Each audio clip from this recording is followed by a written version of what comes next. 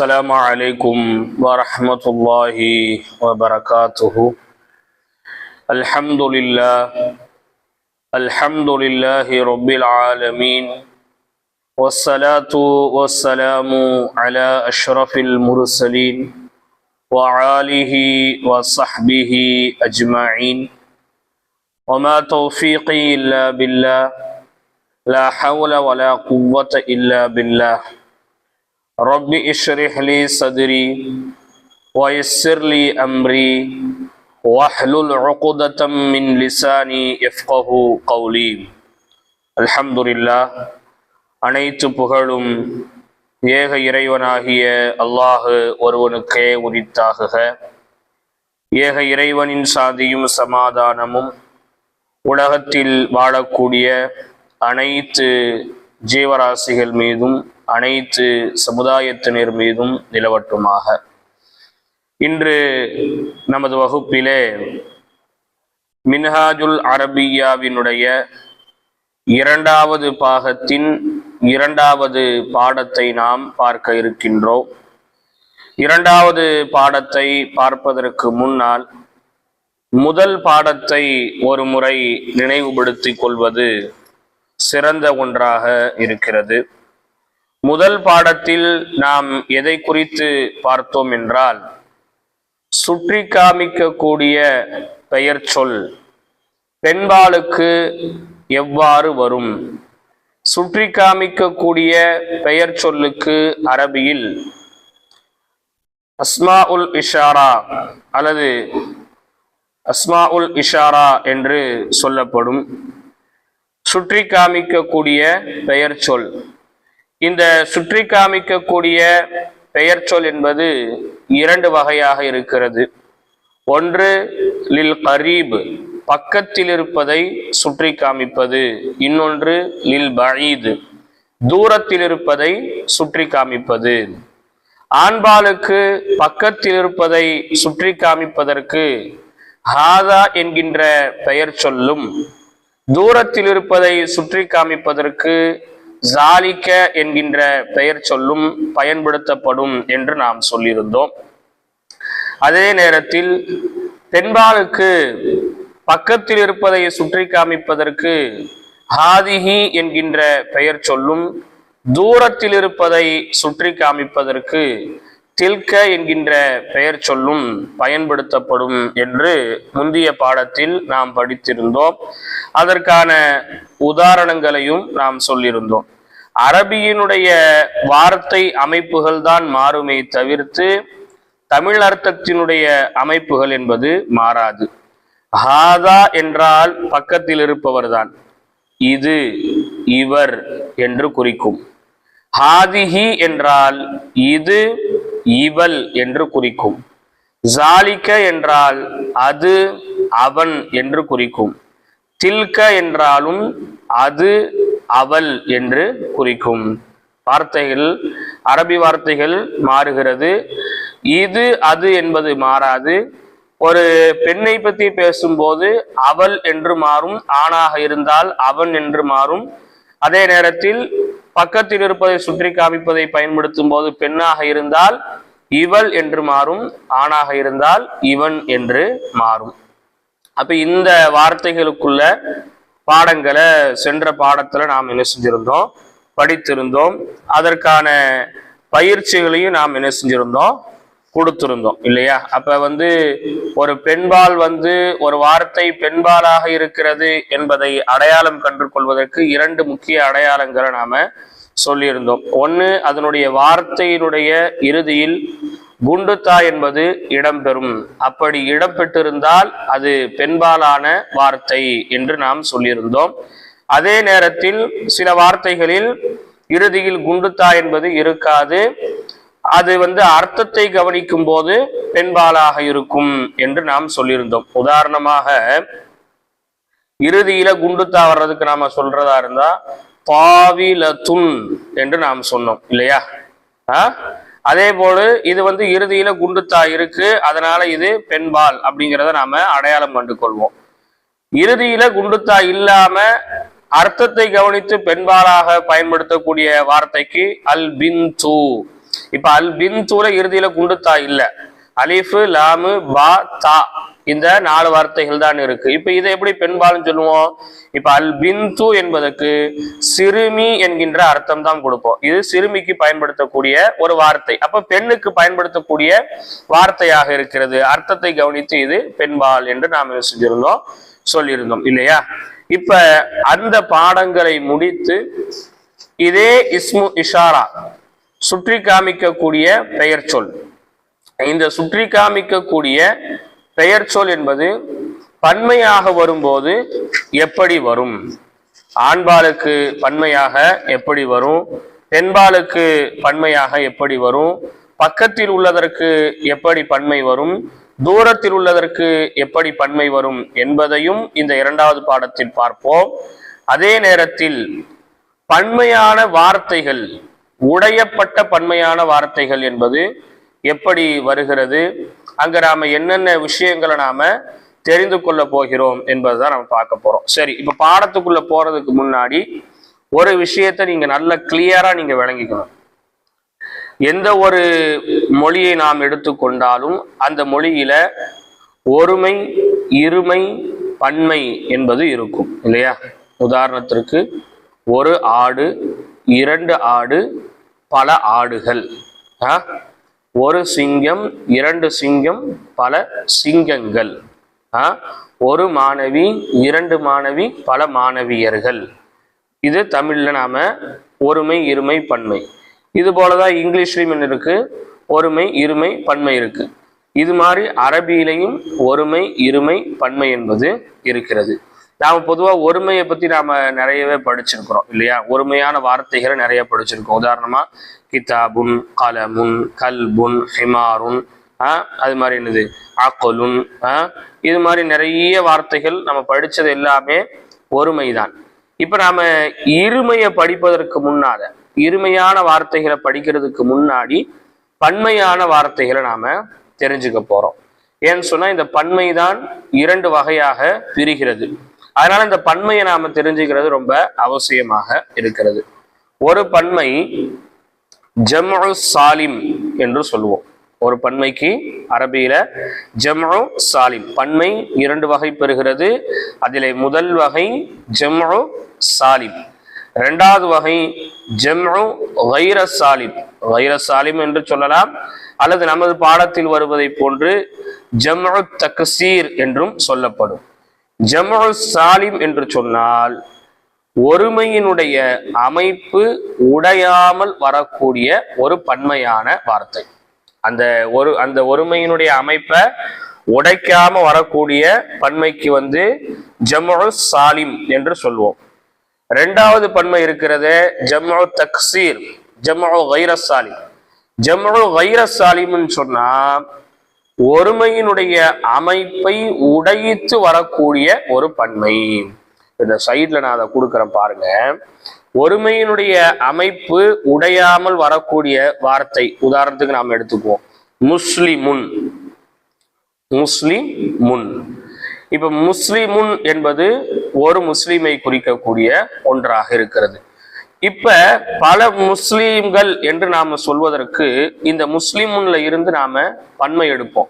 எப்படி எடுப்போம் அப்படின்னா முஸ்லிமூன, முஸ்லிமூன. இப்ப இந்த முஸ்லிமூன என்று சொல்லும் போது ஒருமையினுடைய அமைப்பு என்ன செய்யல, உடையல. அந்த ஒருமையினுடைய வார்த்தைக்கு பின்னால ஒரு வாவும் நூனும் மட்டும் என்ன செய்கிறது, அதிகப்படியான வார்த்தையா வருது.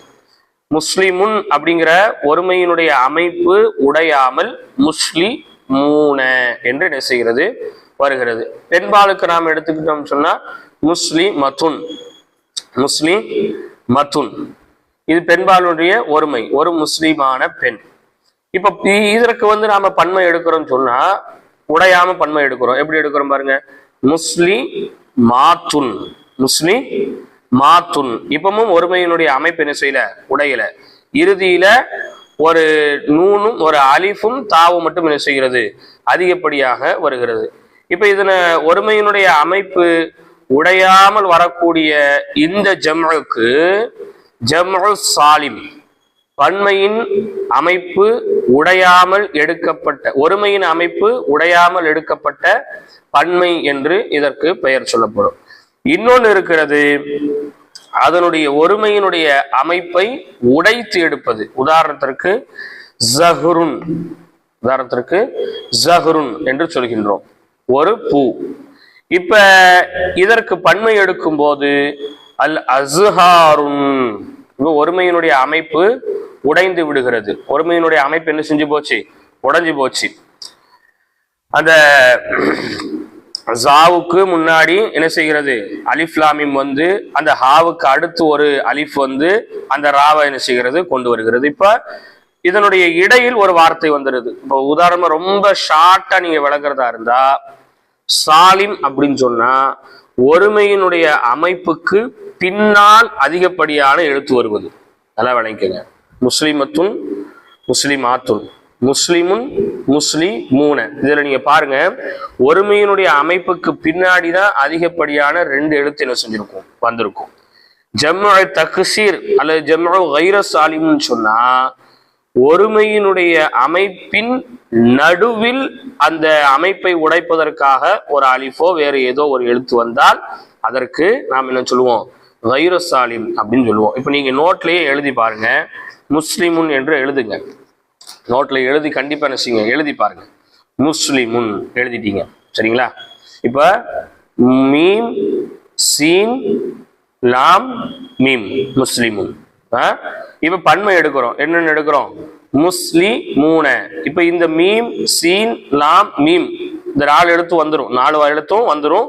அதுக்கப்புறம் ஒரு வாவும் ஒரு நூனு மட்டும் அதிகமா போடுறோம். இப்ப ஒருமையினுடைய அமைப்பு என்ன செய்யல? உடையல, இல்லையா? முஸ்லிமூன என்று சொல்லும் போது என்ன செய்யல? உடையல. இப்போ என்ன செய்யல? உடையல. ஏன் உடையல அப்படின்னா இதனுடைய இறுதிகள்ல தான் என்ன செஞ்சிருக்கு? அதிகப்படியான 2 எழுத்து வந்திருக்கு. அதனால ஒருமையினுடைய அமைப்பு உடையல. அதனால இது சாலிம், சரிங்களா? இப்ப ஜஹ்ருன் எழுதுங்க.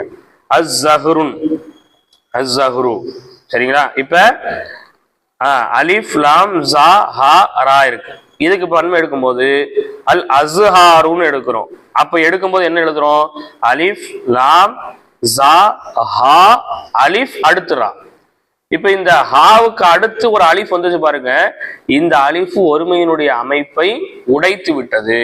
அதனுடைய அசல் அமைப்பு என்ன செஞ்சிருச்சு? உடைச்சி பன்மை என்ன செஞ்சிருக்கு? வந்திருக்கிறது, சரிங்களா?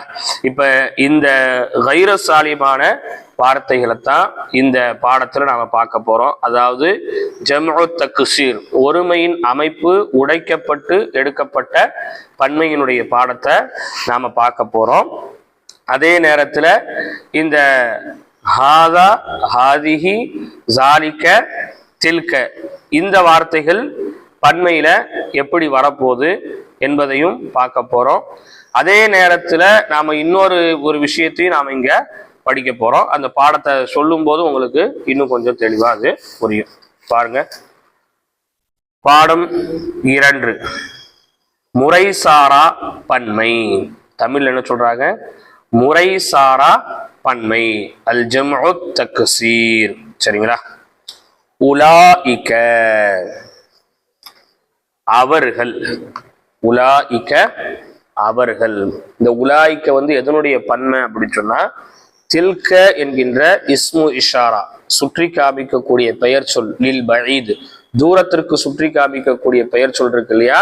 இதனுடைய பன்மை தான் உலாயிக, சரிங்களா? அவர்கள்.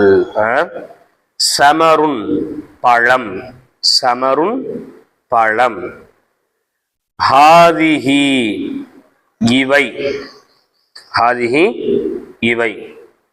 சதீகுன் நண்பன், சதீகுன் நண்பன்.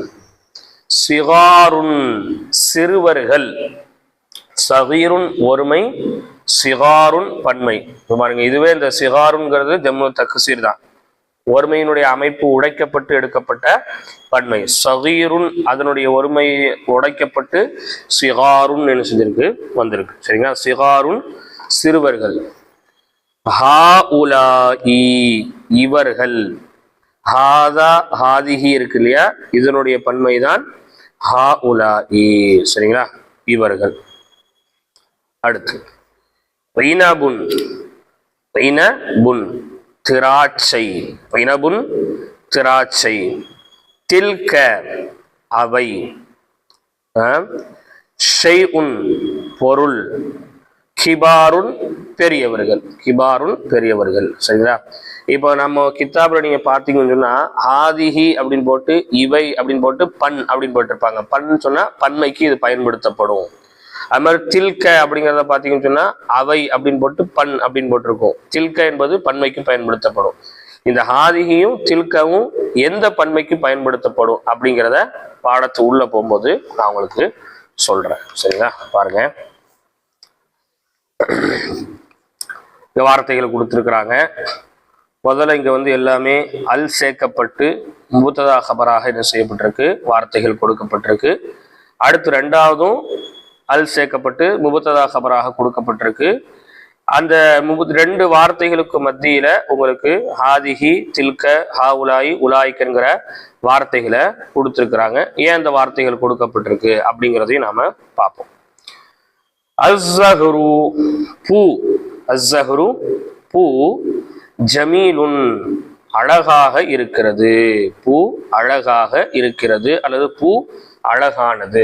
இப்ப அஸ்ஸஹ்ரு என்பது முசக்கராக இருக்கிறது. அஸ்ஸஹ்ரு என்பது முசக்கர்.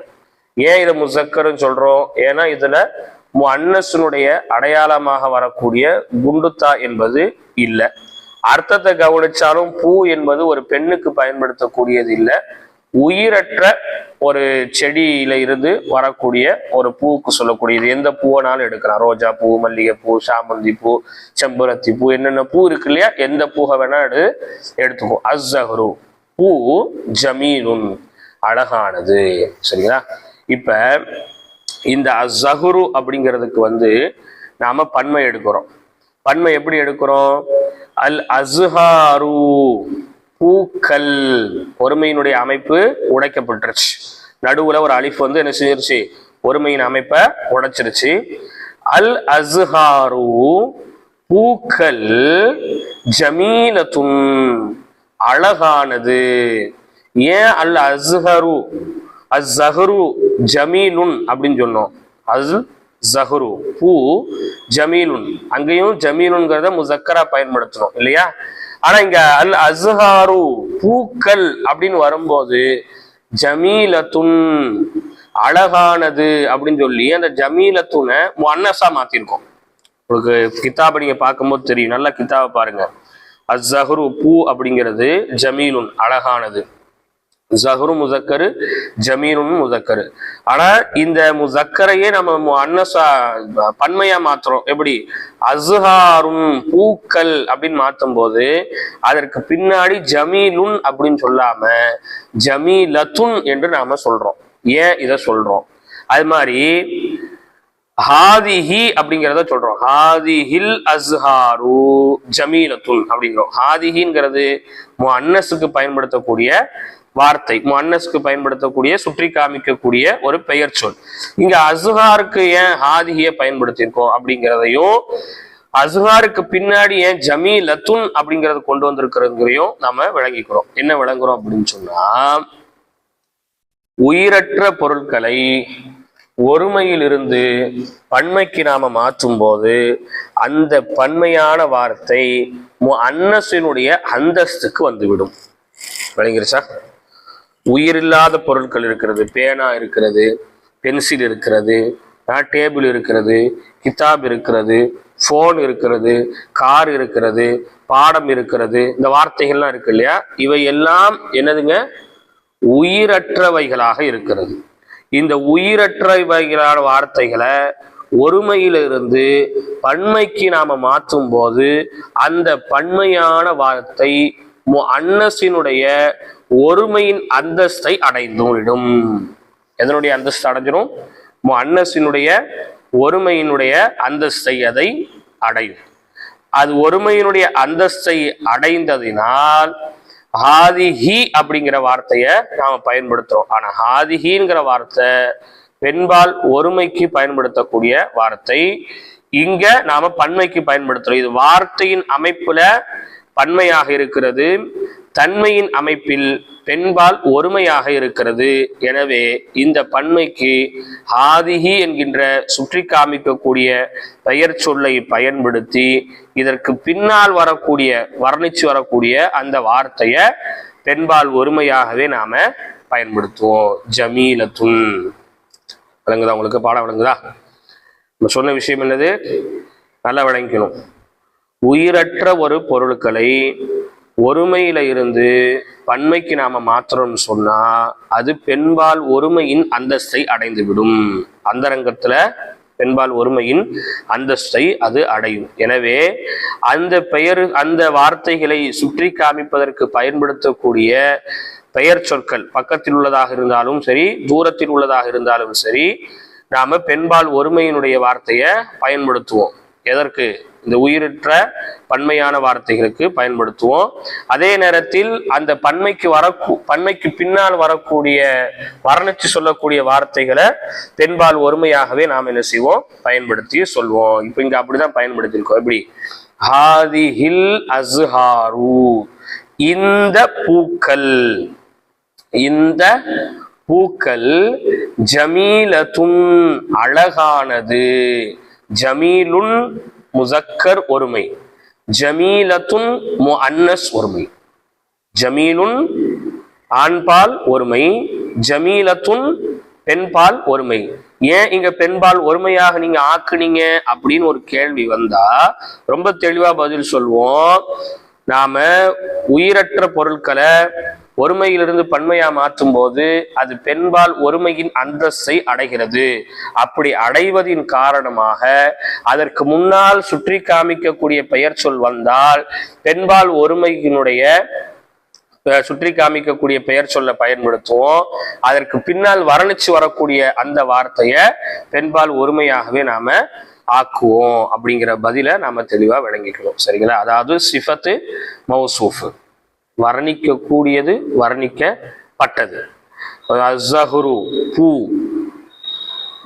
பூ அப்படிங்கிற வார்த்தைய வர்ணிக்கிறோம். எப்படி இருக்கு? ஜமீலத்துன் அழகாக இருக்கிறது. சரிங்களா? பாடம் உங்களுக்கு புரிஞ்சிருக்கும் நான் நம்புறேன் இன்ஷா அல்லாஹ். பாருங்க, அடுத்து பாருங்க.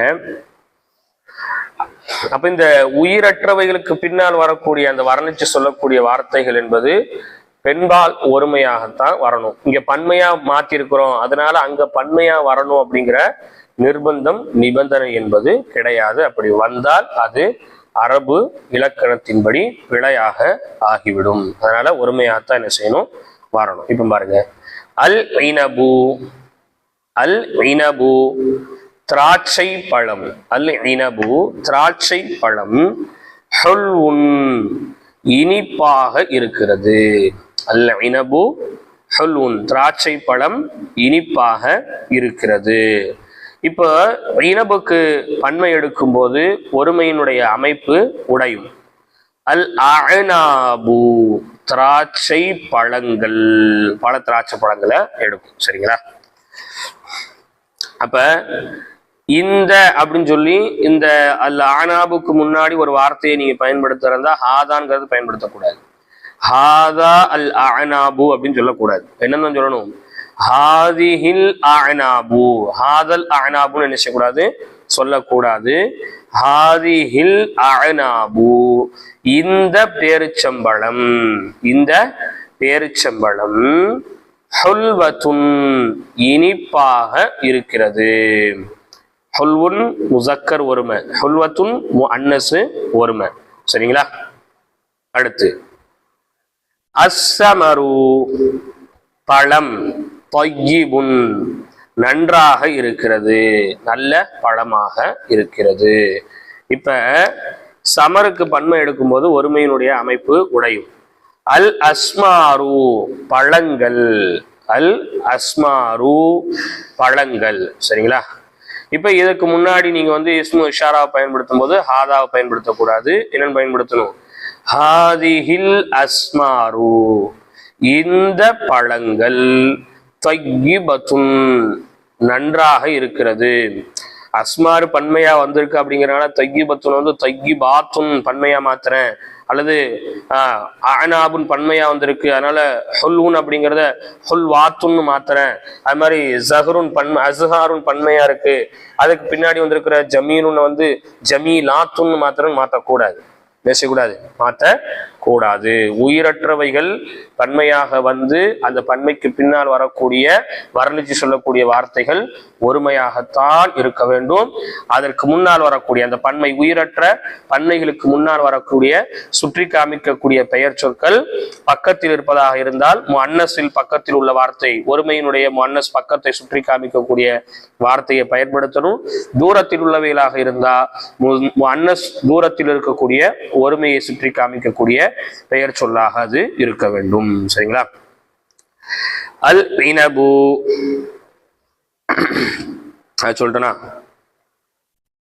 அல் லஇபு விளையாட்டு, அல் லஇபு விளையாட்டு, முஃபீசுன் பயனுள்ளதாகும். இப்ப விளையாட்டு அப்படிங்கிற அந்த வார்த்தை உயிர் உள்ள வார்த்தைன்னு கேட்டா அது உயிரற்ற ஒரு பெயர் சொல்லுக்கு பயன்படுத்துறது இல்லையா? அல் லஇபு விளையாட்டு, முஃபீதுன் பயனுள்ளதாகும். இப்ப இதை வந்து நாம பன்மையா மாத்துறோம். பன்மையா மாற்றும் போது ஒருமையினுடைய அமைப்பு உடையுது. ஒருமையினுடைய அமைப்பு உடைந்து வருவதற்கு நாம என்ன பேர் சொல்லுவோம்? ஜம்உ தக்சீர். சரிங்களா? தக்சீர் அப்படின்னாலே உடைக்கிறதுன்னு அர்த்தம். ஜம்உ தக்சீர்மோ அல்லது ஜம்உ கைர சாலிம் என்று நாம சொல்லுவோம். சரிங்களா? இப்ப அந்த விளையாட்டுகள் அப்படின்னு சொல்லணும். விளையாட்டுகள்னு சொன்னா நிறைய விளையாட்டு எடுக்கும். Cricket, football, volleyball, kabaddi, tennis, badminton, அது இது நிறைய விளையாட்டு இருக்கு இல்லையா? எல்லா விளையாட்டு இருக்கும். இப்போ விளையாட்டுகள் அப்படின்னு பொதுவா சொல்றோம், அதுவும் அந்த விளையாட்டுகள் சொல்றோம். அப்ப இங்க என்ன பயன்படுத்த போறோம் அப்படின்னு சொன்னா, மேல எப்படி இந்த இதுக்கெல்லாம் ஹாதிகிங்கிறத பயன்படுத்தணுமோ அது மாதிரி இங்க என்ன பயன்படுத்தும்? தில்க முஅன்னஸினுடைய ஒருமையை பயன்படுத்தும். சரிங்களா? தில்கல் அஅனாபு, தில்கல் அல் ஆபு, தில்கல் அல் தில்கல் ஆபு, தில்கல் அல் ஆபு அந்த விளையாட்டுகள், தில்க அல் அல் ஆபு அந்த விளையாட்டுகள், முஃபீஸத்துன் பயனுள்ளதாக இருக்கிறது. சரிங்களா? அஷ்ஷையு ஜதீதுன் இந்த பொருள் புதியதாக இருக்கிறது. இப்ப இந்த பொருளை வந்து புதியதாக இருக்கிறது அப்படிங்கிறத அந்த ஷைஉன் பொருள் அப்படிங்கிறத பல பொருட்களாக மாத்துறோம். எப்படி? அல் அஷ்யாஉ பொருட்கள். சரிங்களா? இப்ப அந்த பொருட்கள் சொல்லும் போது தில்கல் அஷ்யாஉ, தில்கல் அஷ்யாஉ அந்த பொருட்கள் ஜதீதத்துன் புதியதாக இருக்கிறது. சரிங்களா? இப்போ உயிரற்றவைகளுக்குள்ள பாடத்தை நாம படிச்சிட்டோம். இப்ப இடையில உயிர் உள்ளவையையும் உயிர் அற்றவையும் சேர்த்து என்ன செய்யறாங்க சொல்றாங்க. இதுல உயிரற்றவை உயிர் உள்ளவர்கள் வந்து ரெண்டே ரெண்டு வார்த்தையை தான் இங்க என்ன செய்யறாங்க பயன்படுத்துறாங்க. சரிங்களா? இப்ப உயிர் உள்ளவைகளை ஒருமையிலிருந்து நாம பன்மைக்கு மாத்துறோம் அப்படின்னு சொன்னா அந்த பன்மையை சுற்றி காமிப்பதற்கு பயன்படுத்தக்கூடிய பெயர் சொல் என்பது பக்கத்தில் உள்ளதாக இருந்தால் ஹாஉலாஇ என்று மாறும். சரிங்களா? தூரத்தில் உள்ளதாக இருந்தா உலாஇக என்று மாறும். பக்கத்தில் உள்ளதாக இருந்தா ஹாஉலாஇ என்று மாறும். தூரத்தில் உள்ளதாக இருந்தால் உலாஇக என்று மாறும். அதே மாதிரி உயிர் உள்ளவர்களை மனிதர்களை சரிங்களா ஒருமையில இருந்து பன்மைக்கு நாம மாத்திட்டோம் அப்படின்னு சொன்னா அந்த பன்மையை வர்ணிச்சு சொல்லக்கூடிய பின்னால் வரக்கூடிய வார்த்தைகளும் பன்மையாகத்தான் இருக்கணும். அந்த பன்மையை வர்ணிச்சு வரக்கூடிய பின்னால் வரக்கூடிய வார்த்தைகள் பன்மையாகத்தான் இருக்கணும். பாடத்தை பாருங்க, உங்களுக்கு தெரியும். அல் வலது அந்த பையன், ஸகீருன் சிறியவனாக இருக்கிறான். அல் வலது ஒருமை, ஸகீருன் என்பதும் ஒருமை. சரிங்களா? அல் வலது முபத்ததா, ஸகீருன் என்பது ஹபர். சரிங்களா? அப்ப இதை வர்ணிக்கிறோம். அல் வலது அந்த பையன். பையன் எப்படிப்பட்டவங்க? பெரியவனா, சின்னவனா, குண்டானவனா, ஒல்லியானவனா, கருப்பானவனா, வெள்ளையானவனா, வேகமா ஓடக்கூடியவனா, ஸ்லோவா ஓடக்கூடியவனா, அந்த பையனை வர்ணிக்கிறோம் இல்லையா? அந்த வர்ணிக்கக்கூடிய வார்த்தை ஸகீருன் சிறியவனாக இருக்கிறான். சரிங்களா? அது மௌசூஃப் வர்ணிக்கப்பட்ட. அப்ப சிஃபத்து ஸகீருங்கிற சிஃபத்து, வலதுங்கிறது மௌசூஃப் வர்ணிக்கப்பட்டது. சரிங்களா? இப்ப அந்த சகீருன் அப்படி வலதுன் அப்படிங்கிறதும் ஒருமை, சகீருன் அப்படிங்கிறதும் ஒருமை. இப்ப இந்த வலதுன் அப்படிங்கிறத பன்மையா மாத்திரம். எப்படி மாத்திரம்? அல் அவுலாது சிறுவர்கள், அல் அவுலாது அந்த பையன்கள், அந்த பையன்கள் எப்படி இருக்கிறாங்க? சிறுவர்களாக இருக்கிறார்கள் அப்படின்னு சொல்லும் போது சகீருன்னு சொல்லக்கூடாது, என்ன சொல்லணும்? சிகாருன் சிறுவர்களாக இருக்கிறார்கள், அந்த பையன்கள் சிறுவர்களாக இருக்கிறார்கள். சரிங்களா? அப்ப அந்த அப்படிங்கிறத சொல்லும் போது இந்த இடத்துல உலாயிக்க என்கின்ற ஹா உலாயிங்கிற வார்த்தையை பயன்படுத்தும். இந்த சரிங்களா? பாருங்க, அல் வலது சகீருன் பையன் சிறியவனாக இருக்கிறான். இப்ப இந்த பையன்கள் சிறுவர்களாக இருக்கிறார்கள் பன்மையா மாத்திரம். எப்படி?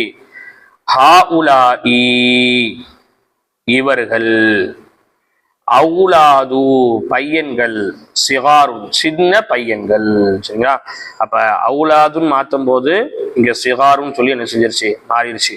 மேல நம்ம 1 2 3 4 5 இந்த 5ல அதாவது ஜஹரு, இனபு, சமரு, லைபு, ஷெய் இந்த 5ஐயும் நீங்க பன்மையா மாத்திருப்பீங்க. பன்மையா மாத்தி அதை வர்ணிச்சு சொல்லக்கூடிய அந்த வார்த்தை ஒருமையாகத்தான் வரும். எப்படிப்பட்ட ஒருமையா வரும்? முஅன்னஸுனுடைய ஒருமையாகத்தான் வரும். ஆனா உயிர் உள்ளதை நாம மாற்றும் போது பின்னால் வர்ணிச்சு சொல்லக்கூடிய வார்த்தைகள் பன்மையாகத்தான் என்ன செய்யப்படணும்?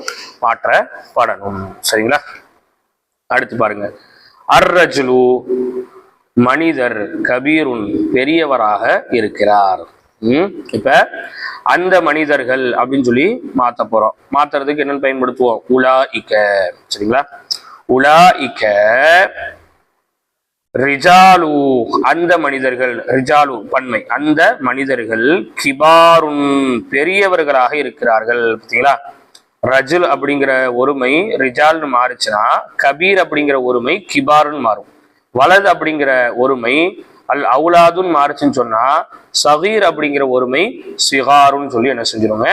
மாறிவிடும். கொஞ்சம் கவனமா படிச்சுன்னா உங்களுக்கு தெரிய வந்துடும். சரி பாருங்க, அல் பைத்து ஜமீலுன் வீடு அழகாக இருக்கிறது. இப்ப பைத்தை வந்து பன்மையா மாத்துறோம். பைத்தை வந்து என்ன செய்யறோம்? பன்மையாக மாத்துறோம். சரிங்களா? இப்ப பன்மையா மாற்றும் போது அந்தன்னு சொல்லும் போது உலாய்க்க சொல்லக்கூடாது, தில்கன்னு சொல்லணும். தில்கல் புயூத்து அந்த வீடுகள் ஜமீலத்துன் அழகாக இருக்கிறது. அல் கிதாபு ஜதீதுன் புத்தகம் புதியது. ஹாதிஹில் குத்துபு இந்த புத்தகங்கள் ஜதீதத்துன் புதியவைகள். சரிங்களா?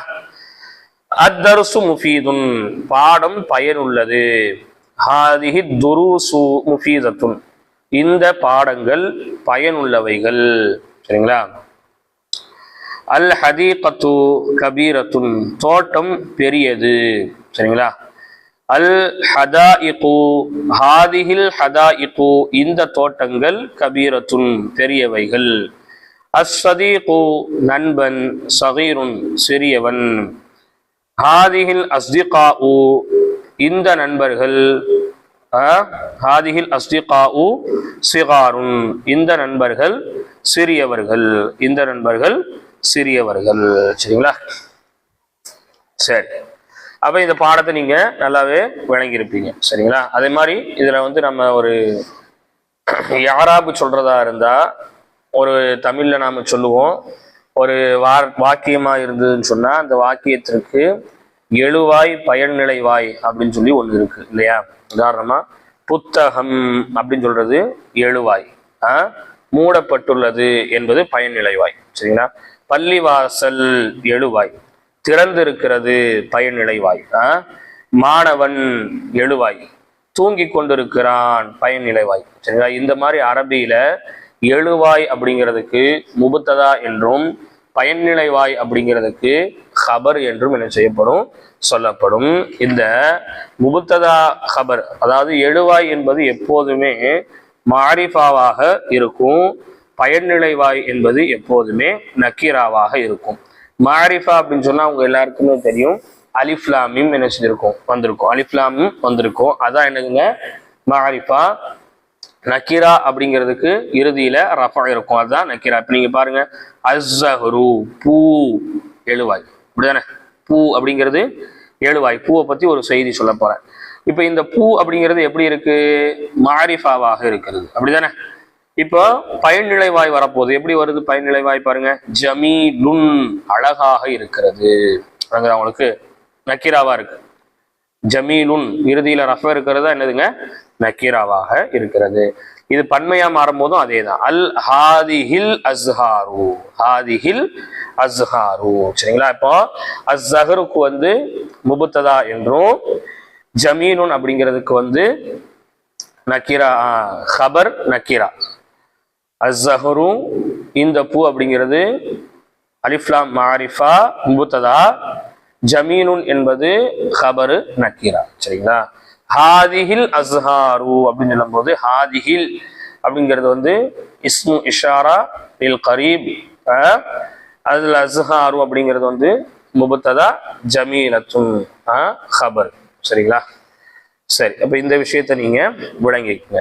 அப்போ வந்து கீழே வந்து இப்போ வந்து தம்ரீன் கொடுக்குறாங்க. என்ன அப்படின்னு சொன்னா, கீழ்காணும் சொற்களுடன் தகுந்த சுட்டு பெயர்களை சேர்த்து வாக்கியங்களை அமைக்கவும். கீழே வந்து ஒரு 2 4 6 2 4 6 12 14 16 18 வார்த்தைகள் கொடுத்துருக்குறாங்க. இந்த 18 வார்த்தைகளுக்கு என்ன செய்யணும் அப்படின்னா, அங்க ஒரு வார்த்தை தான் கொடுத்துருக்காங்க. அந்த வார்த்தைக்கு முன்னால சுற்றி காமிக்கக்கூடிய பெயர் சொல் என்ன வரும், அதற்கு பின்னால பயன் தரக்கூடிய வார்த்தைகள் என்ன வரும் அப்படிங்கிறத நாம என்ன செய்யணுங்க? அமைக்கணும். சரிங்களா? இப்போ உதாரணத்துக்கு முஹாதசத்துன் அப்படின்னு இருக்கு. முஹாதசத்துன் அப்படின்னு சொன்னா உரையாடல் அர்த்தம். முஹாதசத்துன் என்ன அர்த்தம்? உரையாடல், பேசுவதுன்னு அர்த்தம். சரிங்களா? முஹாதசத்துன் உரையாடல். இப்ப இந்த உரையாடல் அப்படிங்கிறதுக்கு முன்னாடி என்ன சுற்றி காமிக்கக்கூடிய பெயர் சொல்ல நாம அமைக்க போறோம். இந்த முஹாதசத்துன் அப்படிங்கிறது வந்து ஒருமையா இருக்கா, முசக்கரா இருக்கா, முஅன்னஸா இருக்கா அப்படிங்கிறத நீங்க கவனிக்கணும். அது முசக்கரா இருந்தா முசக்கருக்கு சுற்றி காமிக்கக்கூடிய வார்த்தை என்னவோ அந்த சுற்றி காமிக்கக்கூடிய வார்த்தைய போடுங்க. முஅன்னஸா இருக்கு, முஅன்னஸா இருந்தா அதற்கு என்ன வரணுமோ அதை போடுங்க. அதே நேரத்துல உயிர் இல்லாத பன்மையா இருந்தா அங்க என்ன வரணும், உயிர் உள்ள பன்மையா இருந்தா அங்க சுற்றி காமிக்கக்கூடிய பெயர் சொல் என்ன வரணும் அப்படிங்கிறத அங்க போட்டு, அதுக்கு பின்னாடி முஹாதசத்துன் உரையாடல் அப்படிங்கிறது வந்து ஒருமையா இருக்கு. முஹாதசத்துன் ஒருமை, பன்மை இல்லை. சரிங்களா? முஹாதசத்துன் ஒருமையா இருக்கு. இப்ப இது எப்படிப்பட்ட ஒருமையா இருக்கு?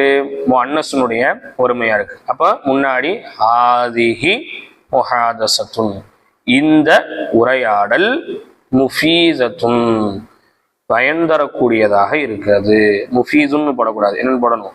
முஃபீஸத்துன் பயன் தரக்கூடியதாக இருக்கிறது. ஏன் முஃபீஸத்துன் போடுறோம் அப்படின்னா, முஹாதசத்து அப்படிங்கிறது வந்து வார்த்தையின் அமைப்புல எதுவா இருக்கு? முஅன்னஸா இருக்கு. வார்த்தையினுடைய அமைப்புல எதுவா இருக்கு? முஅன்னஸாக இருக்கிறது. அப்ப முஃபீஸுன்னு என்ன செய்ய முடியாது? போட முடியாது. முஃபீஸத்துன்னு போடணும். சரிங்களா? அடுத்து தம்ரீனுன்னு இருக்கு. என்னன்னு இருக்கு? தம்ரீனுன். இப்ப தம்ரீனுங்கிற வார்த்தை பயிற்சி. பயிற்சிங்கிறது ஒருமை. எப்படிப்பட்ட ஒருமையா இருக்கு? முசக்கர் ஒருமையா இருக்கு. எப்படிப்பட்டது ஒருமையா இருக்கு? முசக்கர் ஒருமையா இருக்கு. அப்ப ஹாதத் தம்ரீனு, இந்த பயிற்சி. ஹாத தம்ரீனு, இந்த பயிற்சி. முஃபீஸுன் பயனுள்ளது. முஃபீஸுன் பயனுள்ளது. சரிங்களா? முஃபீஸத்துன் வந்துடக்கூடாது, முஃபீஸுன் அப்படின்னு வரணும், பயனுள்ளது. அடுத்து ஒத்துலத்துன் இருக்கு. அடுத்து என்ன இருக்கு? ஒத்துலத்துன் இருக்கு. சரிங்களா? அப்ப ஒத்துலத்துன் அப்படிங்கிறது வந்து ஒருமையா இருக்கு. அதே நேரத்துல அது பெண்பாலாக இருக்கிறது. அப்ப இங்க என்ன பயன்படுத்துவோம்? ஹாதிஹில் ஒத்துலத்து, இந்த விடுமுறை. அஸ்ஸிஃபாவ் கோடைக்கால விடுமுறையாக இருக்கிறது. சரிங்களா? அஸ்ஸுயூஃபா கோடைக்கால விடுமுறையாக இருக்கிறது. இந்த மாதிரி கீழே நிறைய வார்த்தைகள் நெசிருக்கிறாங்க, கொடுத்துருக்குறாங்க. அப்ப இதனுடைய வார்த்தைகளுக்கு எந்த வார்த்தையை முன்னாடி போட்டு அதுக்கு பின்னாடி எப்படி வார்த்தையை போடுறது, முதக்கரா போடுறதா, முஅன்னஸா போடுறதா, ஒருமையா போடுறதா, இருமையா போடுறதா அப்படிங்கிறத நீங்க இங்க கொண்டு வாங்க. இப்போ ரிஜாலுன் இருக்கு. சரிங்களா? ரிஜாலுன் இருக்கு. மனிதர்கள். ரஜுலுன் மனிதன், ரிஜாலும் மனிதர்கள். அப்போ பன்மையா இருக்கு. அப்ப இங்க என்ன போடுவீங்க? பக்கத்துல இருக்கிறதாவும் போடலாம், தூரத்துல இருக்கிறதாவும் போடலாம். பக்கத்துல இருக்கிறதா போட்டா ஹாஉலாஇர் ரிஜாலு, இந்த மனிதர்கள், அல்லது உலாஇக ரிஜாலு, அந்த மனிதர்கள் போடலாம். ஹாஉலாஇர் ரிஜாலு, இந்த மனிதர்கள் கிபாரும், பெரியவர்களாக இருக்கிறார்கள். உங்களுக்கு அடுத்து சூரத்துன்னு இருக்கு, முதர்ரசத்துன்னு இருக்கு, மதரசத்துன்னு இருக்கு, பின்வானுன்னு இருக்கு, விபராத்துன்னு இருக்கு, ஐயாமுன்னு இருக்கு, அஸ்திகாவுன்னு இருக்கு, துருசுன்னு இருக்கு, அஷ்காலுன்னு இருக்கு, அவுலாதுன்னு இருக்கு, குர்ராஸ்துன்னு இருக்கு, தர்ஜுமத்துன்னு இருக்கு, குத்துபுன்னு இருக்கு, ரும்மானுன்னு இருக்கு, புர்தகாலுன்னு இருக்கு. இப்போ இந்த வார்த்தைகளுக்கு நீங்க எப்படி முன்னாடி தோதுவான வார்த்தைகளை போட்டு பின்னாடி அதற்கு தோதுவான வார்த்தைகளை போடணும் அப்படிங்கிறத யோசிச்சு பார்த்து என்ன செய்யுங்க, போடுங்க. சரிங்களா? அடுத்து கீழ்காணும் வாக்கியங்களை அரபியில் மொழிபெயர்க்கவும். தர்ஜும் பில் அரபியா, அரபியில இதற்கு மொழிபெயருங்க. அரபியில எப்படி மொழிபெயர்ப்பீங்க? மரங்கள் உயரமாக உள்ளவை, பழங்கள் அதிகமாக உள்ளவை, மலர்கள் குறைவாக உள்ளவை, புத்தகங்கள் பயனுள்ளவை. இதெல்லாம் உங்களுக்கே தெரியணும், நீங்களா யோசிச்சு பார்த்து போடணும். மரங்களுக்கு நம்ம என்ன படிச்சிருக்கிறோம், பழங்களுக்கு என்ன படிச்சிருக்கிறோம், மலர்களுக்கு என்ன படிச்சிருக்கிறோம், இதெல்லாம் பன்மையான வார்த்தையா இருக்கு. அப்ப பன்மையாக இருக்கும்போது அதை எப்படி கொண்டு வரணும், அதுக்கு பன்மையா உள்ளதை எப்படி கொண்டு வந்து அதுக்கு பின்னாடி உயரமாக இருப்பதுங்கிறது வர்ணிச்சு சொல்லக்கூடிய வார்த்தை. அப்ப அந்த வர்ணிச்சு சொல்லக்கூடிய வார்த்தை எப்படி வரணும்? உதாரணத்துக்கு பழங்களை பாருங்க, பழங்கள் அப்படின்னு இருக்கு. அப்ப அல் அஸ்மாரு, பழங்கள் அதிகமாக இருக்கிறது, கசீரத்துன் அதிகமாக இருக்கிறது. அது மாதிரி மலர்கள், அல் அஸ்ஹாரு மலர்கள் குறைவாக இருக்கிறது, சகீரத்துன் பெண்பாலாக கொண்டு வரணும். அப்படிங்கிறதெல்லாம் யோசிச்சு இந்த பாடங்களை யோசிச்சு இந்த தமிழ் வார்த்தைகளை யோசிச்சு பார்த்துன்னு செய்ய நீங்க எழுதுங்க. ஒரு 18 தமிழ் வார்த்தைகளை கொடுத்திருக்கிறார்கள். அந்த 18 தமிழ் வார்த்தைகளை பார்த்து என்ன செய்யுங்க, எழுதுங்க. சரிங்களா? இன்ஷா அல்லாஹ். இதுல ஏதாவது உங்களுக்கு தெரியல அப்படின்னா நீங்க எந்த ஆசிரியர்கிட்ட பாடம் கொடுக்கீங்களோ அவங்கள்ட்ட கேட்டு நீங்க தெரிந்து கொள்ளலாம். அல்லாஹ் ரப்புல் ஆலமீன் மார்க்க கல்வியை முழுமையாக விளங்கக்கூடிய நற்பயனையும் நற்பாக்கியத்தையும் நம் அனைவருக்கும் தருவானாக. அஸ்ஸலாமு அலைக்கும் வரஹ்மத்துல்லாஹி வபரகாத்துஹு.